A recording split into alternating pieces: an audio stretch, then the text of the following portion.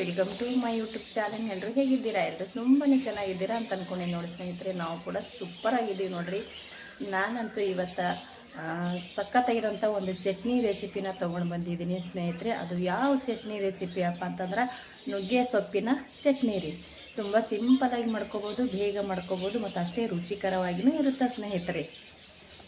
ಈ ನುಗ್ಗೆ ಸೊಪ್ಪಿನ ಚಟ್ನಿ ಮಾಡೋದು ಹೇಗೆ, ಏನೆಲ್ಲ ಬೇಕು ಅಂತ ಹೋಗಿ ನೋಡ್ಕೊಂಡು ಬರೋಣ ಬನ್ನಿ. ಅದಕ್ಕಿಂತ ಮುಂಚೆ ಹೊಸಬ್ರು ಯಾರಾದರೂ ವಿಡಿಯೋ ನೋಡ್ತಾ ಇದ್ದೀರಪ್ಪ ಅಂದ್ರೆ ಪ್ಲೀಸ್ ನಮ್ಮ ಚಾನಲ್ನ ಸಬ್ಸ್ಕ್ರೈಬ್ ಮಾಡಿಕೊಂಡು ಸಪೋರ್ಟ್ ಮಾಡಿರಿ, ಹಾಗೆ ಶೇರ್ ಮಾಡಿರಿ, ಹಾಗೆ ಒಂದು ಲೈಕ್ ಮಾಡಿರಿ ಸ್ನೇಹಿತರೆ. ಬನ್ನಿ ಇವಾಗ ನುಗ್ಗೆ ಸೊಪ್ಪಿನ ಚಟ್ನಿ ಯಾವ ರೀತಿ ಮಾಡೋದು ಮತ್ತು ಹೇಗೆ ಮಾಡೋದು ಅಂತ ತಡ ಮಾಡ್ದೆ ನೋಡ್ಕೊಂಡು ಬರೋಣ ಬನ್ನಿ. ಅದ್ಭುತ ಟೇಸ್ಟ್ ರೀ.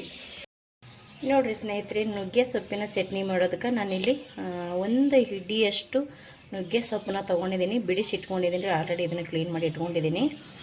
ಸ್ವಲ್ಪ ನುಗ್ಗೆ ಸೊಪ್ಪು ಎಳೆದನ್ನೇ ತೊಗೋಬೇಕ್ರಿ, ತುಂಬ ಬಿರುಸಾಗಿರೋದನ್ನು ತೊಗೋಬಾರ್ದು. ಇಲ್ಲಿ ನೋಡ್ತಾ ಇರ್ಬೋದು ನೀವು, ಈ ರೀತಿ ಎಳೆದಿರ್ಬೇಕ್ರಿ. ಇದು ನುಗ್ಗೆ ಸೊಪ್ಪನ್ನ ನಾನು ಆಲ್ರೆಡಿ ಕ್ಲೀನ್ ಮಾಡಿ ಇಟ್ಕೊಂಡಿನಿ ರೀ. ಇವಾಗ ಇದಕ್ಕೇನೆಲ್ಲ ಬೇಕಪ್ಪ ಅಂದ್ರೆ ಇಲ್ಲಿ ನೋಡಿರಿ ಸ್ನೇಹಿತರೆ, ಒಂದು ಮೀಡಿಯಮ್ ಸೈಜ್ ಇರೋಂಥ ಒಂದು ಈರುಳ್ಳಿ ನಾನಿಲ್ಲಿ ದಪ್ಪಗೆ ಕಟ್ ಮಾಡ್ಕೊಂಡಿನಿ. ಚಿಕ್ಕ ಸೈಜ್ ಇರೋಂಥ 2 ಟೊಮೊಟೊ ಕಟ್ ಮಾಡಿ ಇಟ್ಕೊಂಡಿನಿ ಸ್ನೇಹಿತರೆ. ಇಲ್ಲಿ ಒಂದು ಸ್ವಲ್ಪ ಮೆಂತ್ಯ ತೊಗೊಂಡಿನಿ ರೀ, ಅಂದ್ರೆ ಮೆಂತ್ಯದ ಕಾಳು ಇರ್ತದಲ್ಲ ರೀ. ಈಗ ನಮ್ಮ 2 ಬಟ್ಟೆಗೆ ಎಷ್ಟು ಬರ್ತಾವೆ ಅಷ್ಟು ನೋಡಿಕೊಂಡು ಇಲ್ಲಿ ಮೆಂತ್ಯ ಕಾಳು ತೊಗೊಂಡಿನಿ ರೀ. ತುಂಬಾ ತೊಗೋಬಾರ್ದು ಮತ್ತು ಭಾಳ ಕಮ್ಮಿನೂ ಬೇಡ್ರಿ. ಈ 2 ಬಟ್ಟೆಗೆ ಎಷ್ಟು ಬರ್ತಾವೆ ಅಷ್ಟು ತೊಗೊಂಡ್ರೆ ಸಾಕ್ರಿ. ಯಾಕಪ್ಪ ಅಂದ್ರೆ ಈ ನುಗ್ಗೆ ಸೊಪ್ಪಿನ ಚಟ್ನಿಗೆ ಮೆಂತ್ಯದ ಕಾಳು ಹಾಕ್ಕೊಂಡೇವು ಅಂದ್ರೆ ಸ್ವಲ್ಪ ಘಮ ಅಂತೂ ಚೆನ್ನಾಗಿರುತ್ತೆ. ಅದಕ್ಕೋಸ್ಕರ ರೀ ಇಲ್ಲಿ ಸ್ವಲ್ಪ ದೊಡ್ಡ ಸೈಜ್ ಈ ಹಸಿ ಮೆಣ್ಸಿಕಾಯಿನ 1-2 ಮಾಡಿ ಇಟ್ಕೊಂಡಿನಿ ರೀ. ಮತ್ತು ಇಲ್ಲಿ ಹಸಿ ತೆಂಗಿನಕಾಯಿ ತೊಗೊಂಡಿನಿ ನೋಡಿರಿ. ಹಸಿ ತೆಂಗಿನಕಾಯಿ ಸ್ವಲ್ಪ ಚೆನ್ನಾಗಿರುತ್ತೆ ಟೇಸ್ಟ್ ಅಂತೇಳಿ ಹಸಿ ತೆಂಗಿನಕಾಯಿ ತೊಗೊಂಡೇನಿ ರೀ. ಬೇಕಿದ್ರೆ ಹಸಿ ತೆಂಗಿನಕಾಯಿ ಇರಲಿಲ್ಲಪ್ಪ ಅಂದ್ರೆ ನೀವು ಒಣ ಕೊಬ್ಬರಿ ಕೂಡ ಹಾಕ್ಕೋಬೋದು ರೀ, ಅದನ್ನು ಕೂಡ ಚೆನ್ನಾಗಿರುತ್ತೆ ರೀ. ಇವಾಗ ಇಲ್ಲಿ ನಾನು ಕೊತ್ತಂಬರಿ ಸೊಪ್ಪು ತೊಗೊಂಡೇನಿ ರೀ, ಸ್ವಲ್ಪ ಬೆಳ್ಳುಳ್ಳಿ ಮತ್ತು 1 ಕಡ್ಡಿಯಷ್ಟು ಕರಿಬೇವು ಸೊಪ್ಪು, ಸ್ವಲ್ಪ 1 ಇಂಚಾಗಷ್ಟು ಹಸಿ ಅಲ್ಲ, ಇದು ಕೊಬ್ಬರಿ ರೀ. ಇದಿಷ್ಟು ಬೇಕು ರೀ. ಇವಾಗ ನಾವು ಇದಿಷ್ಟು ಚೆನ್ನಾಗಿ ಸ್ವಲ್ಪ ಎಣ್ಣೆ ಹಾಕ್ಕೊಂಡು ಹುರ್ಕೋಬೇಕು ರೀ ಸ್ನೇಹಿತರೆ. ನೋಡಿರಿ, ನಾನು ಗ್ಯಾಸ್ ಹಚ್ಕೊಂಡು ಒಂದು ಕಡೆ ಇಟ್ಕೊಂಡೀನಿ ರೀ ಸ್ನೇಹಿತರೆ. ಅದಕ್ಕೆ ಸ್ವಲ್ಪ ಎಣ್ಣೆ ಹಾಕ್ಕೊಳಮ್ರಿ. ಇವಾಗ ಸ್ವಲ್ಪ ಎಣ್ಣೆ ಹಾಕ್ಕೊಂಡೀನಿ ನೋಡಿರಿ. ಇವಾಗ ನೋಡಿರಿ ಎಣ್ಣೆ ಹಾಕ್ಕೊಂಡಿನಲ್ರಿ. ಸ್ವಲ್ಪ ಈರುಳ್ಳಿ ಹಾಕೋತೀನಿ ನೋಡಿರಿ. ಈರುಳ್ಳಿ ಕಟ್ ಮಾಡ್ಕೊಂಡು ತೊಗೊಂಡಿದ್ದೀನಲ್ರಿ, ಈರುಳ್ಳಿ ಹಾಕ್ಕೊಂಡು ಇದು ಎಲ್ಲನೂ ಹುರಿದು ಹಾಕ್ಕೊಳಕತ್ತೀನಿ ರೀ. ಯಾವಾಗೂ ಹಸಿದು ಹಾಕ್ಕೋಬಾರ್ದು, ಇದನ್ನು ಹುರ್ಕೊಂಡೇ ಹಾಕ್ಕೋಬೇಕು ರೀ ಸ್ನೇಹಿತರೆ. ಚೆನ್ನಾಗಿರುತ್ತೆ ಟೇಸ್ಟ್ ಮಾತ್ರ. ಈರುಳ್ಳಿ ಸ್ವಲ್ಪ ಕೆಂಪಗಾಲ್ರಿ ನೋಡಿರಿ. ಇವಾಗ ಈರುಳ್ಳಿ ಕಲರ್ ಸ್ವಲ್ಪ ಚೇಂಜ್ ಆಯ್ತು ನೋಡಿರಿ ಸ್ನೇಹಿತರೆ. ಇವಾಗ ನಾನು ಹಸಿ ತೆಂಗಿನಕಾಯಿ ತೊಗೊಂಡಿದ್ದಲ್ರಿ, ಹಸಿ ತೆಂಗಿನಕಾಯಿನೂ ಹಾಕ್ಕೊತೀನಿ ರೀ. ಇವಾಗ ಹಸಿ ಅಲ್ಲನೂ ಹಾಕ್ಕೊಳ್ಕತ್ತೀನಿ ರೀ. ಮತ್ತು ಇವಾಗ ಹಸಿ ಮೆಣಸಿನ್ಕಾಯಿನೂ ಹಾಕ್ಕೊಳ್ಕತ್ತೀನಿ ರೀ ಸ್ನೇಹಿತರೆ. ಬೆಳ್ಳುಳ್ಳಿ, ಕರಿಬೇವು ಸೊಪ್ಪು ಮತ್ತು ಶೇಂಗಾ, ಟೊಮೊಟೊ, ಮೆಂತ್ಯ ಇದು ಇಷ್ಟು ನಾನು ಇವಾಗ ಹಾಕ್ಕೊಂಡು ಹುರ್ಕೊತೀನಿ ನೋಡಿ. ಮೆಂತ್ಯ ಕೂಡ ಹಾಕ್ಕೊಂಡೆ ನೋಡಿ. ಇವಾಗ ಇಲ್ಲಿ ಒಂದು ಅರ್ಧ ಕೊತ್ತಂಬರಿ ಸೊಪ್ಪು ಹಾಕ್ಕೊಳಮ್ರಿ, ಒಂದು ಅರ್ಧ ಮತ್ತೆ ಹಾಕ್ಕೊಳಮ್ರಿ. ನೋಡಿ, ತೊಗೊಂಡಿರುವಂಥ ಇಷ್ಟು ನಾನು ಈರುಳ್ಳಿ, ಟೊಮೊಟೊ, ಪ್ರತಿಯೊಂದು ಮೆಂತ್ಯದ ಕಾಳು, ಶೇಂಗಾ ಮತ್ತು ಕೊಬ್ಬರಿ ಕೂಡ ಹಾಕ್ಕೊಂಡಿನಿ ರೀ. ಕೊಬ್ಬರಿ ಕೂಡ ಹುರ್ಕೋಬೇಕು ರೀ ಸ್ನೇಹಿತರೆ. ಕೊಬ್ಬರಿ ನಾವು ಸ್ವಲ್ಪ ಈ ರೀತಿ ಎಣ್ಣೆ ಒಳಗೆ ಬಿಸಿ ಮಾಡಿಕೊಂಡು ಹಾಕ್ಕೊಂಡೇವಪ್ಪ ಅಂದ್ರೆ ಚಟ್ನಿ ಬೇಗ ಹಾಳಾಗಂಗಿಲ್ಲ ರೀ. ಯಾಕಂದ್ರೆ ಹಸಿ ಕೊಬ್ಬರಿ ನೋಡಿರಿ, ನಾವು ಮಾಮೂಲಿ ಚಟ್ನಿ ಮಾಡ್ತೀವಿ ನೋಡಿರಿ, ದೋಸೆ, ಪಡ್ಡಿಗೆ, ಇಡ್ಲಿಗೆ ಚಟ್ನಿ ಬೇಗ ಹಾಳಾಗಿಬಿಡ್ತದೆ ರೀ. ನಾವು ಹೊರಗಡೆ ಇಟ್ಟೇವಂದ್ರೆ ಸ್ವಲ್ಪ ಫ್ರಿಜ್ಜಿನ ಒಳಗೆ ಒಯ್ದಿಟ್ಟೇವಂದ್ರೆ ಮಾತ್ರ ಉಳಿತದಲ್ರಿ. ಹೊರಗಡೆ ಇಡೋಕ್ಕಂತೂ ಸಾಧ್ಯನಿಲ್ಲ. ಬೇಗ ಒಂಥರ ಲೊಳೆ ಥರ ಬಂದುಬಿಡ್ತದಲ್ರಿ. ಆ ರೀತಿ ಬೇಗ ಹಾಳಾಗಬಾರ್ದಪ್ಪ ಅಂದ್ರೆ ಈ ಚಟ್ನಿಗೆ ನಾವು ಹಸಿ ಕೊಬ್ಬರಿನ ಈ ರೀತಿ ಚೆನ್ನಾಗಿ ಹುರ್ಕೋಬೇಕ್ರಿ. ಹುರ್ಕೊಂಡು ನಾವು ನುಗ್ಗೆ ಸೊಪ್ಪಿನ ಚಟ್ನಿ ಮಾಡಿದೆವಪ್ಪ ಅಂದ್ರೆ ಚೆನ್ನಾಗಿರುತ್ತೆ ಮತ್ತು ಬೇಗನೂ ಕೂಡ ಹಾಳಾಗಂಗಿಲ್ಲ ರೀ. ಬೇಕಿದ್ರೆ ನೀವು ಫ್ರಿಜ್ನಲ್ಲಿ ಇಡ್ಬೋದು, ಬೇಡ ಅಂದ್ರೆ ಹೊರಗಡೆ ಇಟ್ಟು ಕೂಡ ಊಟ ಮಾಡ್ಕೋಬೋದು ರೀ. ಅದಕ್ಕೆ ಇಲ್ಲಿ ಹಸಿ ತೆಂಗಿನಕಾಯಿ ನಾನು ಸ್ವಲ್ಪ ಹುರ್ಕೊಳಕತ್ತೀನಿ ರೀ ಸ್ನೇಹಿತರೆ. ಚೆನ್ನಾಗಿ ಹುರ್ಕೋಬೇಕ್ರಿ. ಇವಾಗ ಇಷ್ಟು ಇದರ ಒಟ್ಟಿಗೆ ಎಲ್ಲನೂ ಚೆನ್ನಾಗಿ ಹುರ್ಕೊಂಡು ತೊಗೊಳಮತ್ರಿ. ನೋಡಿರಿ ಸ್ನೇಹಿತರೆ, ಈ ರೀತಿ ನಾನು ಇವಾಗ ಚೆನ್ನಾಗಿ ಹುರ್ಕೊಂಡೆ. ಇವಾಗ ಇದ್ರ ಮೇಲ್ಗಡೆ ಸ್ವಲ್ಪ ನಾನು ಜೀರಿಗೆ ಹಾಕ್ಕೊಳಕತ್ತೀನಿ ನೋಡಿ. ಇದು ಇವಾಗ ರೆಡಿ ಆಯ್ತು ನೋಡಿ. ನಾನು ಗ್ಯಾಸ ಬಂದ್ ಮಾಡ್ಕೊಳತ್ತೀನಿ ನೋಡಿ. ನೋಡ್ತಾ ಇರ್ಬೋದು, ಚೆನ್ನಾಗಿ ಆಯ್ತು ನೋಡಿರಿ. ಇವಾಗ ರೆಡಿ. ಈ ರೀತಿ ನಾನು ಎಲ್ಲನೂ ಹುರ್ಕೊಂಡೆ ನೋಡಿರಿ. ತುಂಬ ಸಿಂಪಲ್ಲಾಗಿ ಮಾಡ್ಕೋಬೋದು ಸ್ನೇಹಿತರೆ, ಬೇಗ ಕೂಡ ರೆಡಿ ಆಗುತ್ತೆ. ತುಂಬ ಅಂದರೆ ತುಂಬ ಚೆನ್ನಾಗಿ ಆಗುತ್ತೆ ಕೂಡ ನುಗ್ಗೆ ಸೊಪ್ಪಿನ ಚಟ್ನಿ ರೀ. ಇದು ಇವಾಗ ಒಂದು ಪ್ಲೇಟಿಗೆ ತೊಗೊಂಬಿಡಮ್ಮ. ನೋಡಿರಿ, ನಾನು ಇಷ್ಟನ್ನು ಮುಂಚೆ ಇಟ್ಕೊಂಡಿದ್ದಲ್ರಿ, ಇದೇ ಪ್ಲೇಟಿಗೆ ತಕ್ಕೊಂಡಿನಿ. ಇವಾಗ ಇಲ್ಲಿ ಸ್ವಲ್ಪ ಎಣ್ಣೆ ಹಾಕ್ಕೊಂಡು ಅದೇ ಪಾತ್ರೆ ಇಟ್ಟೀನಿ ರೀ. ಈ ನುಗ್ಗೆ ಸೊಪ್ಪನ್ನ ಹುರ್ಕೋಬೇಕ್ರಿ. ಇವಾಗ ಸ್ವಲ್ಪ ಒಂದು ಚಿಟಿಕೆಯಷ್ಟು ಎಣ್ಣೆ ಹಾಕ್ಕೊಂಡು ಚೆನ್ನಾಗಿ ನುಗ್ಗೆ ಸೊಪ್ಪನ್ನು ಕೂಡ ನಾವು ಸ್ವಲ್ಪ ಹಸಿ ಸ್ಮೆಲ್ ಹೋಗೋ ತನಕ, ಹಸಿ ವಾಸನೆ ಹೋಗೋ ತನಕ ನಾವು ನುಗ್ಗೆ ಸೊಪ್ಪನ್ನು ಕೂಡ ಹುರ್ಕೋಬೇಕಾಗುತ್ತೆ ಸ್ನೇಹಿತರೆ. ಇದನ್ನು ಇವಾಗ ಸ್ವಲ್ಪ ಹಸಿ ಸ್ಮೆಲ್ ಹೋಗೋ ತನಕ ಹುರ್ಕೊಂಡ್ರೆ ಸಾಕ್ರಿ. ಈ ರೀತಿ ನಾವು ಇದನ್ನು ಹುರ್ಕೋಬೇಕು ನೋಡಿ. ನುಗ್ಗೆ ಸೊಪ್ಪು ಇದು ಕೂಡ ನಾನು ಇವಾಗ ಹುರ್ಕೊಂಡು ತೊಗೋತೀನಿ ನೋಡಿರಿ ಸ್ನೇಹಿತರೆ. ಇದನ್ನು ಇಷ್ಟು ಹುರ್ಕೊಂಡ್ರೆ ಸಾಕು ನೋಡಿರಿ.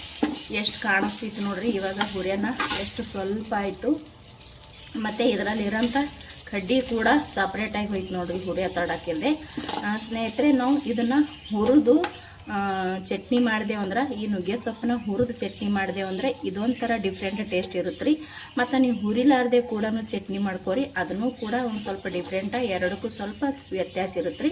ಇದನ್ನು ಹುರಿದು ಮಾಡ್ಕೊಂಡಿರ್ತೇವಲ್ಲ ರೀ, ಒಂದು ಸ್ವಲ್ಪ ತೀರಾ ಚೆನ್ನಾಗಿ ಇರುತ್ತೆ, ಮತ್ತು ತಿನ್ನಕ್ಕಂತೂ ಭಾಳ ಟೇಸ್ಟ್ ಇರುತ್ತೆ ರೀ ಸ್ನೇಹಿತರೆ. ಇವಾಗ ನೋಡ್ತಾ ಇರ್ಬೋದು, ಇಲ್ಲಿ ಕಡ್ಡಿ ಎಲ್ಲ ಸಪ್ರೇಟ್ ಐತ್ರಿ. ಪರವಾಗಿಲ್ಲ ರೀ, ಇದು ಕಡ್ಡಿ ಎಳೆದೈತಲ್ಲ ರೀ, ಇದೇನಾಗಂಗಿಲ್ಲ ರೀ. ಹಾಗೇನೆ ನಾವು ಇದನ್ನು ರುಬ್ಕೋಬೋದು ರೀ. ಇವಾಗ ನಾನೇನು ಹುರ್ಕೊಂಡು ತೊಗೊಂಡಿನಲ್ಲ ರೀ, ಅದ್ರೊಳಗೆ ಹಾಕ್ಕೋತೀನಿ ನೋಡಿರಿ. ನಾನು ಮುಂಚೆನೇ ಹುರಿದಿಟ್ಟಿದ್ನಲ್ರಿ, ಈರುಳ್ಳಿ, ಟೊಮೊಟೊ, ಶೇಂಗಾ ಕಾಳು, ಹಸಿ ಎಲ್ಲ ಪ್ರತಿಯೊಂದನ್ನು ಇದರೊಳಗೆ ಹಾಕ್ಕೊಂಡಿದ್ದೆ. ಇದು ಕೂಡ ಕಂಪ್ಲೀಟಾಗಿ ಇವಾಗ ಸ್ವಲ್ಪ ತಣ್ಣಗಾಗೈತ್ರಿ. ಇವಾಗ ಹುರಿದಿರುವಂಥ ಈ ನುಗ್ಗೆ ಸೊಪ್ಪು ಕೂಡ ನಾನು ಇದರಾಗೆ ಹಾಕೋತೀನಿ ನೋಡಿರಿ ಸ್ನೇಹಿತರೆ. ಇದು ನಾವು ದೋಸೆಗಾದರೂ ತಿನ್ಬೋದು ರೀ, ಮತ್ತು ಚಪಾತಿ, ಬಿಸಿ ರೊಟ್ಟಿಗೆ, ಮತ್ತು ಅನ್ನಕ್ಕೆ ಸ್ವಲ್ಪ ನುಗ್ಗೆ ಸೊಪ್ಪಿನ ಚಟ್ನಿ ಮತ್ತು ಒಂದು ಸ್ವಲ್ಪ ಮೊಸರು ಇದ್ರಂತೂ ಹೇಳಬಾರ್ದು ರೀ, ಅಷ್ಟು ರುಚಿಯಾಗಿರುತ್ತೆ. ಇವಾಗ ನೋಡಿರಿ, ನಾನು ಇದಕ್ಕೆ ಮಿಕ್ಸ್ ಮಾಡ್ಕೊಂಡೆ ರೀ. ಇದಕ್ಕೆ ನಾನು ಇವಾಗ ರುಚಿಗೆ ತಕ್ಕಷ್ಟು ಉಪ್ಪನ್ನ ಸೇರಿಸ್ಕೊಳ್ಳಮ್ರಿ. ಇವಾಗ ಇದಕ್ಕೆ ರುಚಿಗೆ ನೋಡಿಕೊಂಡು ಉಪ್ಪನ್ನ ಹಾಕ್ಕೊಳ್ಳಮ್ರಿ ಸ್ನೇಹಿತರೆ. ಸ್ವಲ್ಪ ನೋಡ್ಕೊಂಡ್ಬಿಟ್ಟೆ ಹಾಕ್ಕೋಬೇಕ್ರಿ. ಕಡಿಮೆ ಬಿದ್ದರೆ ಮತ್ತು ಸೇರಿಸ್ಕೋಬೋದು, ಜಾಸ್ತಿ ಆದ್ರಂತೂ ತಿನ್ನಕ್ಕಂತೂ ಆಗಂಗಿಲ್ಲ ರೀ. ಇದಕ್ಕೆ ನಾನು ಹಸಿ ಮೆಣ್ಸಿನ್ಕಾಯಿ 3 ದೊಡ್ಡ ಸೈಜು ಕೂಡ ಹಾಕ್ಕೊಂಡೇನಿ ರೀ. ಇದಕ್ಕೆ ನಾನು ಅಚ್ಚ ಖಾರದ ಪುಡಿ ಕೂಡ ಹಾಕ್ಕೋತೀನಿ ನೋಡಿರಿ. ಇಲ್ಲಿ ನಾನು ಹಸಿ ಮೆಣ್ಸಿನ್ಕಾಯಿನೂ ಕೂಡ ಹಾಕ್ಕೊಂಡೀನಿ, ಅಚ್ಚ ಖಾರದ ಪುಡಿನೂ ಹಾಕ್ಕೊಂಡೀನಿ ಸ್ನೇಹಿತರೆ. ನಿಮ್ಗೆ ಎರಡೂ ಇಷ್ಟ ಇದ್ರೆ ಎರಡೂ ಹಾಕೋರಿ, ಮತ್ತು ಇಷ್ಟ ಇಲ್ಲಪ್ಪ ಅಂದ್ರೆ ನೀವು ಹಸಿ ಮೆಣ್ಸಿನ್ಕಾಯಿ ಆದ್ರೂ ಹಾಕ್ಕೊಂಡು ಮಾಡ್ಕೋಬೋದು, ಚೆನ್ನಾಗಿರುತ್ತೆ. ಅಥವಾ ಅಚ್ಚ ಖಾರದ ಪುಡಿ ಆದರೂ ಹಾಕ್ಕೊಂಡು ಮಾಡ್ಕೋಬೋದು, ಚೆನ್ನಾಗಿರುತ್ತೆ. ಸ್ವಲ್ಪ ಕೊತ್ತಂಬರಿ ಸೊಪ್ಪು ಮುಂಚೆನೇ ಇಟ್ಟಿದ್ನಲ್ರಿ, ಅದು ಕೂಡ ಇವಾಗ ಚೆನ್ನಾಗಿ ಮಿಕ್ಸ್ ಮಾಡ್ಕೊಂಡ್ರಿ. ಇದನ್ನು ನೀಟಾಗಿ ನಾನು ಇವಾಗ ಮಿಕ್ಸ್ ಮಾಡ್ಕೊತೀನಿ ರೀ. ಮಿಕ್ಸ್ ಮಾಡ್ಕೊಂಡು ಇದು ಆಲ್ರೆಡಿ ಇವಾಗ ಸ್ವಲ್ಪ ತಣ್ಣಗಾಗೈತ್ರಿ. ಒಂದು ಮಿಕ್ಸಿ ಜಾರಿ ತೊಗೊಂಡು ಅದರೊಳಗೆ ಹಾಕ್ಕೊಳ್ಳೋಮತ್ರಿ. ಇವಾಗ ಹಾಕ್ಕೊಂಡು ನುಣ್ಣಗಾಗಿ ಪೇಸ್ಟ್ ಆರ್ಕೊಂಬರಮತ್ರಿ ನೋಡಿರಿ ಸ್ನೇಹಿತರೆ. ನಾನಿಲ್ಲಿ ಮಿಕ್ಸಿ ಜಾರಿ ತೊಗೊಂಡೀನಿ ರೀ. ಇಲ್ಲಿ ರೆಡಿ ಮಾಡಿಟ್ಟಿರುವಂಥ ಈ ನುಗ್ಗೆ ಸೊಪ್ಪು, ಈರುಳ್ಳಿ ಎಲ್ಲನೂ ಒಟ್ಟಿಗೆ ಹಾಕ್ಕೊಂಬಿಡೋಣ. ಒಟ್ಟಿಗೆ ಹಾಕ್ಕೊಂಡು ಇದನ್ನು ಆರ್ಕೊಂಬರ್ತೀನಿ ನೋಡಿರಿ. ನಾನು ಅಷ್ಟೂ ಮಿಕ್ಸಿ ಜಾರಿ ಒಳಗೆ ಹಾಕ್ಕೊಂಡೆ ಸ್ನೇಹಿತರೆ. ನೋಡ್ತಾ ಇರ್ಬೋದು, ಇಲ್ಲಿ ಒಂದು ಸ್ವಲ್ಪ ಬೆಲ್ಲನ ತೊಗೊಂಡಿದ್ದೀನಿ ನೋಡಿರಿ, ಆರ್ಗ್ಯಾನಿಕ್ ಬೆಲ್ಲ ಅದ ರೀ. ಈ ಬೆಲ್ಲನೂ ಕೂಡ ನಾನು ಹಾಕ್ಕೊಳಕತ್ತೀನಿ ನೋಡಿರಿ. ಇಲ್ಲಿ ನೋಡಿರಿ ಸ್ನೇಹಿತರೆ, ಇದು ಮನೆಯಲ್ಲೇ ಮುಂಚೆನೇ ರೆಡಿ ಮಾಡಿಟ್ಟಿರುವಂಥ ಮಸಾಲ ಪೌಡರ್ ಐತ್ರಿ, ಮನೆಯಲ್ಲೇ ರೆಡಿ ಮಾಡಿರೋದ. ಇದು ಒಂದು ಸ್ವಲ್ಪ ನಾನು ಇವಾಗ ಹಾಕ್ಕೊಂಡೆ ನೋಡಿರಿ. ಸ್ವಲ್ಪ ಬೆಲ್ಲ ಮನೆಯಲ್ಲೇ ಮಾಡಿರುವಂಥ ಮಸಾಲೆ ಪೌಡ್ರನ್ನ ಹಾಕ್ಕೊಂಡೆ ನೋಡಿರಿ ಸ್ನೇಹಿತರೆ. ಇಲ್ಲಿ ಸ್ವಲ್ಪ ನಿಂಬೆಹಣ್ಣು ನೋಡ್ತಾ ಇರ್ಬೋದು ನಾನು ಎಷ್ಟು ತೊಗೊಂಡಿದ್ದೀನಿ ಅಂತ. ಸ್ವಲ್ಪ ನಿಂಬೆಹಣ್ಣು ರೀ, ಸ್ವಲ್ಪ ಹುಳಿ, ಸ್ವಲ್ಪ ಖಾರ, ಸ್ವಲ್ಪ ಸಿಹಿ ಇದ್ದಾಗೆ ಈ ನುಗ್ಗೆ ಸೊಪ್ಪಿನ ಚಟ್ನಿ ಸಖತ್ತಾಗಿರುತ್ತೆ ರೀ. ಇವಾಗ ನಾನಿಲ್ಲಿ ಹಿಂಡ್ಕೊಂಡು ತೊಗೊಂಡೆ ನೋಡಿರಿ.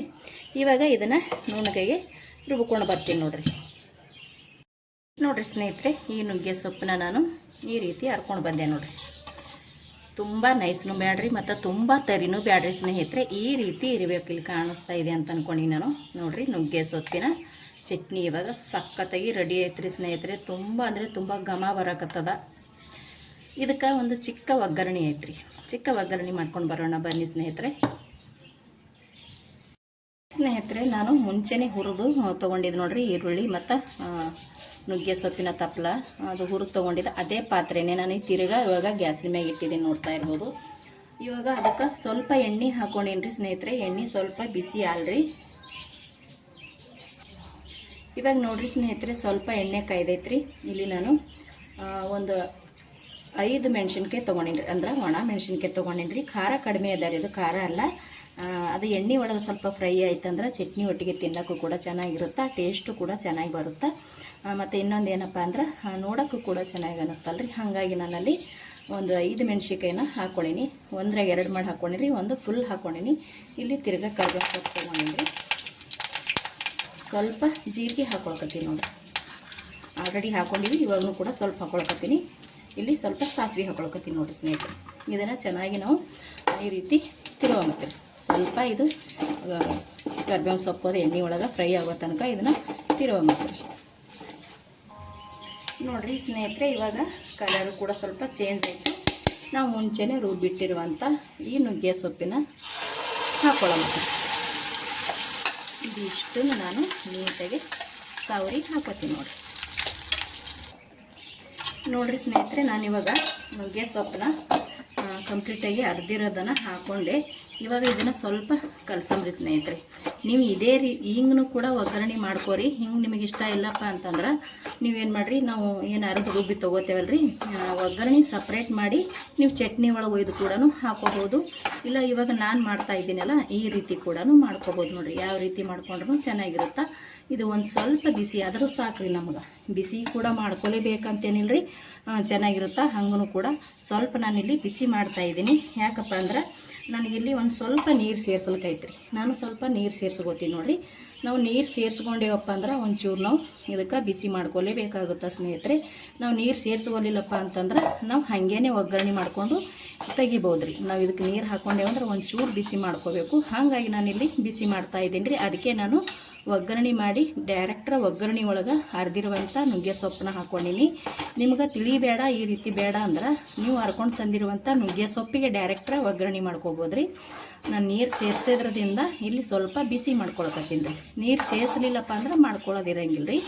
ಅರಿವಾಗೂ ಕೂಡ ಒಂದು ಸ್ವಲ್ಪ ನೀರು ಹಾಕ್ಕೊಂಡು ಅರ್ಕೋರಿ. ಇವಾಗ ನೋಡಿರಿ ಇದನ್ನು ಚೆನ್ನಾಗಿ ಒಂದು ಸ್ವಲ್ಪ ಬಿಸಿ ಮಾಡ್ಕೊಂಡ್ರೆ ಸಾಕ್ರಿ, ತುಂಬ ಅಂತೇನಿಲ್ಲ ರೀ.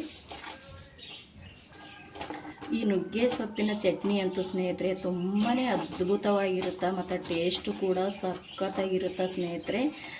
ನೋಡ್ತಾ ಇರ್ಬೋದು ನೀವು ಇಲ್ಲಿ ಎಷ್ಟು ಚೆನ್ನಾಗಿ ಎಷ್ಟು ಕಲರಾಗಿ ಕಾಣಿಸ್ತಾ ಇದೆ ಅಂತ ಸ್ನೇಹಿತರೆ. ಇನ್ನೊಂದು ಏನಪ್ಪ ಅಂದ್ರೆ ನುಗ್ಗೆ ಸೊಪ್ಪು ತುಂಬ ಆರೋಗ್ಯಕ್ಕೆ ಒಳ್ಳೇದು ಅಂತ ಹೇಳ್ತಾರೆ ರೀ. ನನಗೆ ಅಷ್ಟೊಂದು ಏನು ಗೊತ್ತಿಲ್ಲ ಇದು ನುಗ್ಗೆ ಸೊಪ್ಪಿಂದು. ಆದರೂ ನಾನು ಕೇಳಿದ ಪ್ರಕಾರ ನುಗ್ಗೆ ಸೊಪ್ಪನ್ನು ತಿಂದ್ರೆ ತುಂಬ ಒಳ್ಳೆಯದು ಆರೋಗ್ಯಕ್ಕೆ ಅಂತ ಹೇಳ್ತಾರೆ. ಅದಕ್ಕೆ ಇಲ್ಲಿ ನಾನು ಕೂಡ ನುಗ್ಗೆ ಸೊಪ್ಪಿಂದ ಚಟ್ನಿ ಮಾಡಿ ತೋರಿಸ್ತಾ ಇದ್ದೀನಿ. ತುಂಬ ಅದ್ಭುತವಾಗಿರುತ್ತೆ ಚಟ್ನಿ ಮಾತ್ರ. ನೀವು ಕೂಡ ಒಂದು ಸಲ ಟ್ರೈ ಮಾಡಿರಿ ಸ್ನೇಹಿತರೆ, ತಿನ್ನೋದಕ್ಕಂತೂ ಸಖತ್ತಾಗಿರುತ್ತೆ. ನುಗ್ಗೆ ಸೊಪ್ಪಿಂದು ಬೋಂಡಾನು ಕೂಡ ಮಾಡ್ಕೋಬೋದು ನುಗ್ಗೆ ಸೊಪ್ಪಿಂದು, ಅಥವಾ ಹಲವಾರು ಥರ ನಮಗೆ ಯಾವ್ಯಾವ ರೀತಿ ಇಷ್ಟ ಇರುತ್ತೆ ಆ ರೀತಿ ಮಾಡ್ಕೊಂಡು ತಿನ್ಬೋದು ನೋಡಿರಿ. ಇಲ್ಲಿ ನಾನಂತೂ ಇವಾಗ ಚಟ್ನಿ ಮಾಡಿ ತೋರಿಸಿದ್ದೀನಿ, ಸಖತ್ತಾಗಿರುತ್ತೆ.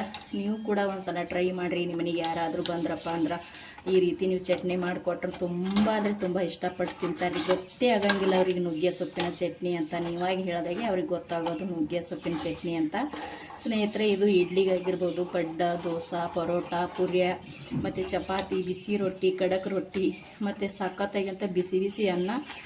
ಈ ನುಗ್ಗೆ ಸೊಪ್ಪಿನ ಚಟ್ನಿ ಮೊಸರು ಸಖತ್ತಾಗಿರುತ್ತೆ ಸ್ನೇಹಿತರೆ. ಒಂದ್ಸಲ ನಾನು ಫಸ್ಟಿಗೆ ಟ್ರೈ ಮಾಡಿದ್ದು, ಇದು ಟ್ರೈ ಮಾಡಿದೆ ರೀ. ನನಗೆ ತುಂಬ ಅಂದರೆ ತುಂಬ ಇಷ್ಟ ಆಯಿತು ಈ ಚಟ್ನಿ. ಅದಕ್ಕೆ ನಿಮ್ಮ ಕೂಡ ಸೇರ್ ಮಾಡಿಕೊಂಡೆ. ಆದರೆ ನುಗ್ಗೆ ಸೊಪ್ಪಿನ ಪಲ್ಯ ಅದೆಲ್ಲ ಮಾಡ್ತಿದ್ದೆ ರೀ, ಆದರೆ ಚಟ್ನಿ ನಾನು ಒಂದು ಸಲ ಮಾಡಿದೆ, ನನಗಂತೂ ತುಂಬ ಇಷ್ಟ ಆಯಿತು. ಅದಕ್ಕೆ ನಿಮ್ಮ ಕೂಡ ಸೇರ್ ಮಾಡ್ಕೋಬೇಕಂತೇಳಿ ಇಲ್ಲಿ ನಾನು ಸೇರ್ ಮಾಡ್ಕೊಳ್ತಾ ಇದ್ದೀನಿ ರೀ. ಖಂಡಿತ ಒಂದು ಸಲ ಟ್ರೈ ಮಾಡಿ ನೋಡಿರಿ, ಗೊತ್ತಾಗುತ್ತಾ ಸಖತ್ತಾಗಿರುತ್ತೆ ಅಂತ.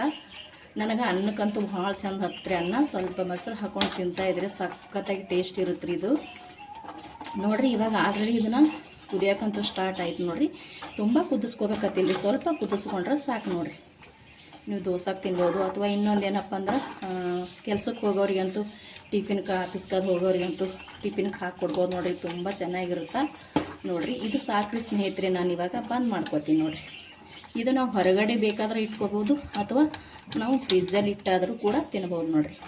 ಫ್ರಿಜ್ನಲ್ಲಿ ಇಟ್ಟರೆ ತಣ್ಣಗಾಗುತ್ತಾ, ತೀರಾ ಚೆನ್ನಾಗಿರುತ್ತೆ.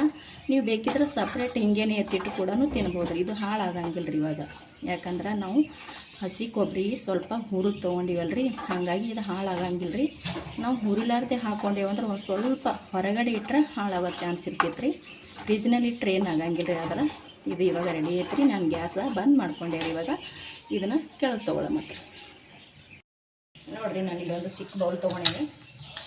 ಇದಕ್ಕೆ ನಾವು ಮಾಡಿರುವಂಥ ಈ ನುಗ್ಗೆ ಸೊಪ್ಪನ್ನ ಹಾಕ್ಕೊಳಕತ್ತೀನಿ ನೋಡಿರಿ. ಸಖತ್ತಾಗಿ ಟೇಸ್ಟ್ ಇರುತ್ತೆ ಸ್ನೇಹಿತರೆ. ಖಂಡಿತ ಒಂದ್ಸಲ ಟ್ರೈ ಮಾಡಿರಿ. ತುಂಬ ಅಂದರೆ ತುಂಬ ಇಷ್ಟ ಆಗುತ್ತೆ ನಿಮಗೂ ಕೂಡ. ನೋಡಿರಿ ರೆಡಿ ಆಯ್ತು ನೋಡಿರಿ ನಾವು ಮಾಡಿರುವಂಥ ನುಗ್ಗೆ ಸೊಪ್ಪಿನ ಚಟ್ನಿ. ಅದ್ಭುತ ರುಚಿ ರೀ ಸ್ನೇಹಿತರೆ. ನೋಡ್ತಾ ಇರ್ಬೋದು ಸಖತ್ತಾಗಿ ರೆಡಿ ಆಯಿತು. ನೋಡೋಕ್ಕಂತೂ ಕಲರ್ಫುಲ್ಲಾಗಿ ಕಾಣಿಸ್ತಾ ಇದೆ. ನೋಡೋಕ್ಕಷ್ಟೇ ಅಲ್ರಿ, ತಿನ್ನೋಕ್ಕೂ ಕೂಡ ಸಖತ್ತಾಗಿರುತ್ತೆ ಸ್ನೇಹಿತರೆ. ಇದಕ್ಕೆ ನಾವು ಮೆಂತ್ಯ ಹಾಕ್ಕೊಂಡಿವಲ್ರಿ, ಮೆಂತ್ಯ ಘಮ ಆಗಿರ್ಬೋದು, ಹಸಿ ಅಲ್ಲ, ಬೆಳ್ಳುಳ್ಳಿ ಮತ್ತು ನಿಂಬೆ ಹಣ್ಣಿನ ರಸ ಮತ್ತು ಸ್ವಲ್ಪ ಬೆಲ್ಲ, ಖಾರ, ಹುಳಿ ಇಷ್ಟು ಮಿಕ್ಸ್ ಆಗ್ಯದ್ರಿ. ಇದಕ್ಕೆ ನೀವು ಪ್ರತಿಯೊಂದಕ್ಕೂ ಇದನ್ನು ಬಡ್ಸ್ಕೊಂಡು ತಿನ್ಬೋದು ನೋಡಿರಿ. ಅಂದ್ರೆ ಊಟಕ್ಕೆ ಪ್ರತಿಯೊಂದಕ್ಕೂ ಯಾವ್ದಕ್ಕೆ ತಿಂದರೂ ಕೂಡ ಸಖತ್ತಾಗಿ ಟೇಸ್ಟ್ ಇರುತ್ತೆ ಸ್ನೇಹಿತರೆ. ಅದ್ಭುತ ರುಚಿನೇ ಅಂತ ಹೇಳ್ತೀನಿ ನಾನು.